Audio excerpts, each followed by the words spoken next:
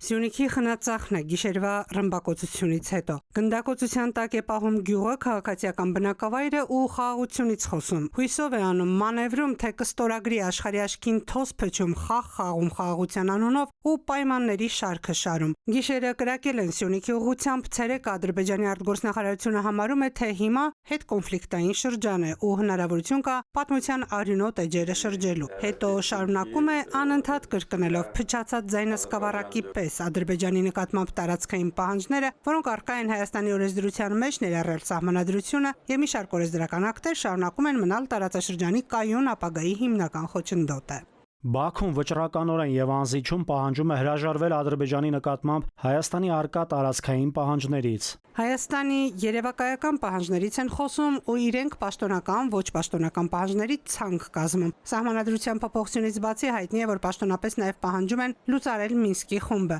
Մի հսկա ցանկ էլ ոչ պաշտոնապես է Բաքվի մեդիան աշխարհով մեկանում։ Իսկ հանրահայտ է, որ նրանց ամբողջ մեդիան է Ալիևի ուղիղ ցուցումով աշխատում։ Արևմտյան ադրբեջանցիների վերադարձ Զանգեզուրի միջանցք կոչված են ուզում Հայաստանի, ապառազմականացում են ուզում, հատուցում են ուզում Հայաստանից։ Ինչ է ասում Ադրբեջանի նախագահը, ասում է ես Հայաստանի նրա այդ հիմնական թեզիսը կամ իբրև թե իր արդարացումը, իբրև թե չի վստահում Հայաստանին եւ դրա համար էլ այդ պայմանները ուզում է վերջնական խաղաղություն։ Իսկ այդ պայմանները ամբողջությամբ ենթադրում են Հայաստանի պարզապես էկզիստենցիալ վտանգ։ Ու եթե ուզելիքը չստանան, խոստանում են չստորագրել։ Այստեղ մի փոքրիկ դիտարկում կա Բաքվի համար։ Հիմա որքան էլ Ալիևն իր դերի մեջ խաղաղության թոզն է փչում, նրանց նախկին արտգործնախարար Թոֆիկ Զուլֆուգարովը խաղաղության բանակցությունների նախասկզբից էր անոնսում՝ մի օգտագործեք խաղաղության պայմանագիր ձևակերպումը։ Խաղաղության պայմանագիր դեռ երկար ժամանակ չի կնքվելու, այնինչ ստորագրվի իրենից ներկայացնելու է ընդամենը սկզբունքների մասին համաձայնագիր։ Բաքուն գիտի ինչ է ուզում, մասնագետներն անհանգստացած են։ Հայաստանի համար խիստ վտանգավոր են համարում ընդհուպ գոյաբանական խնդիր տեսնում արևմտյան ադրբեջանցիներ պնդման մեջ։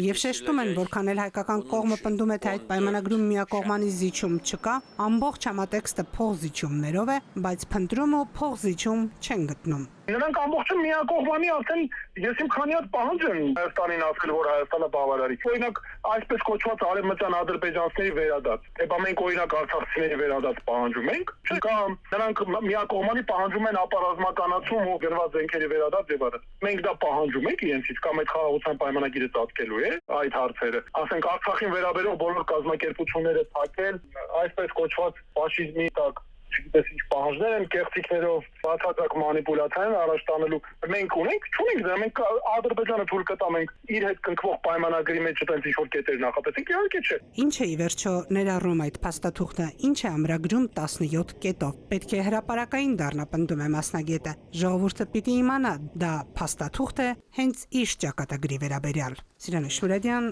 ժամը լրատվական։